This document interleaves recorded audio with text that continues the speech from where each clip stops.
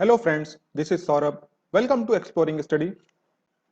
आज हम लोग डिस्कस करेंगे नई राष्ट्रीय शिक्षा नीति पर। 34 साल के बाद इंडियन एजुकेशन सिस्टम में यह सबसे बड़ा रिफॉर्म है, चेंज है, जिसमें सबसे अहम रोल टीचर्स का होने वाला है। इस शिक्षा नीति से स्टूडेंट्स में रट्टाफिकेशन की आदत बहुत ही कम हो जाएगी, जिससे स्टूडेंट के द्वारा अर्जित किए गए ज्ञान और जॉब रिक्वायरमेंट के बीच का गैप काफी हद तक फुलफिल हो जाएगा, भर जाएगा। ये शिक्षा नीति स्टूडेंट को एम्पावर करने के साथ साथ नेशन को भी एम्पावर करेगी, क्योंकि एक अच्छी शिक्षा नीति ही किसी देश के विकास में महत्वपूर्ण योगदान देती है। चलिए इस शिक्षा नीति के इंपॉर्टेंट पॉइंट्स पर फोकस करते हैं। यह शिक्षा नीति किताबी ज्ञान पर कम जोर तथा स्किल्स पर ज्यादा जोर देती है, तथा स्किल्स के साथ साथ यह inquiry based method, discovery based method, discussion method और एनालिसिस मेथड पर भी ज्यादा जोर देती है। अब शर्मा जी के बेटे से आपके मार्क्स कंपेयर नहीं होंगे, सिर्फ स्किल का बोलबाला ही होगा। यह शिक्षा नीति प्रैक्टिकल नॉलेज पर बेस्ड है, बुकिश ज्ञान पर नहीं। यह शिक्षा नीति 21वीं सदी की फाउंडेशन स्टोन है, जिसका मुख्य उद्देश्य इंडियन एजुकेशन सिस्टम को फ्यूचर रेडी करना है। यह शिक्षा नीति क्रिटिकल थिंकिंग के साथ साथ लॉजिकल थिंकिंग पर भी जोर देती है। यह शिक्षा नीति वोकेशनल जॉब्स पर भी बात करती है। वोकेशनल जॉब्स वो जॉब्स होती हैं जिन्हें लोग अभी अपने मेन करियर के रूप में यूज नहीं करते हैं या सोसाइटी उन्हें यूज करने नहीं देती है, जैसे coding, poetry, designing, painting, plumbing, electrician.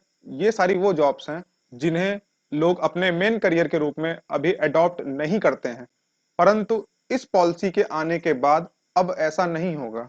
लोग अब अपनी एबिलिटी पे शक नहीं करेंगे, अपनी एबिलिटी पे भरोसा करेंगे तथा अपने पैशन को फॉलो करेंगे, किसी पर्टिकुलर डिग्री में बंधकर नहीं रह जाएंगे। अब यह शिक्षा नीति इमेजिनेशन और इनोवेशन दोनों की बात करती है।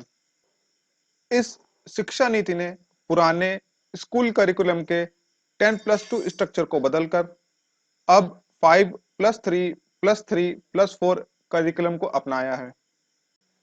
यह 15 साल का फॉर्मेट है, जिसमें 12 साल की स्कूलिंग होगी तथा 3 साल की प्री स्कूलिंग या आंगनवाड़ी होगी। शुरुआत के 5 साल फाउंडेशनल ईयर्स कहलाएंगे। उसके बाद के 3 साल प्रीपेटरी स्टेज कहलाएगी, जिसके अंदर एक्टिविटी बेस्ड एजुकेशन होगी।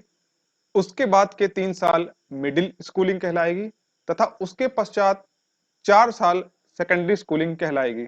यह शिक्षा नीति नो लैंग्वेज बैरियर की भी बात करती है, जिसके अंतर्गत 5th क्लास तक के बच्चे अपनी मदर लैंग्वेज यानी मातृभाषा में भी शिक्षा ग्रहण कर सकते हैं।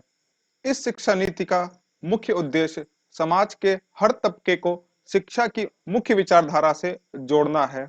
यह एजुकेशन पॉलिसी डिजिटलाइजेशन की भी बात करती है, जिससे एजुकेशन का एक्सपेंशन होगा।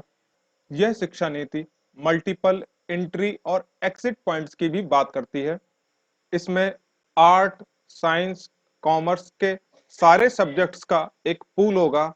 पर्सन अपने इंटरेस्ट, अपने पैशन के अकॉर्डिंग उन सारे सब्जेक्ट्स को चुन सकता है। फ्लेक्सिबिलिटी ऑफ सब्जेक्ट्स होगा। कोई भी व्यक्ति अपने जीवन भर एक ही प्रोफेशन पर टिका ना रहे, इसके लिए उसे अपनी स्किल्स को अपडेट करते रहना होगा, अप स्किल्स करते रहना होगा। इस नई शिक्षा नीति के कमेटी के हेड डॉक्टर के कस्तूरी रंगन है तथा यह तीसरी एजुकेशनल पॉलिसी है, रिफॉर्म है। 1968 में सबसे पहले एजुकेशन पॉलिसी आई थी, जिसके हेड DS कोठारी जी थे। उसके पश्चात 1986 में एजुकेशन पॉलिसी आई। उसके बाद 34 वर्षों के बाद ये सबसे बड़ा रिफॉर्म है एजुकेशन फील्ड में। इस नई शिक्षा नीति के कारण ही MHRD अब एजुकेशन मिनिस्ट्री कहलाएगी, तथा गवर्नमेंट ने यह ऐलान किया है कि वो अपनी GDP का 6% एजुकेशन पे स्पेंड करेगी, तथा इसका पूरा इम्प्लीमेंटेशन गवर्नमेंट की विल पावर पर डिपेंड करता है। इस वीडियो में इतना ही। अगर आपको ये वीडियो पसंद आया हो तो वीडियो को लाइक करें, शेयर करें तथा चैनल को सब्सक्राइब करें। मिलते हैं नेक्स्ट वीडियो में। Over and out.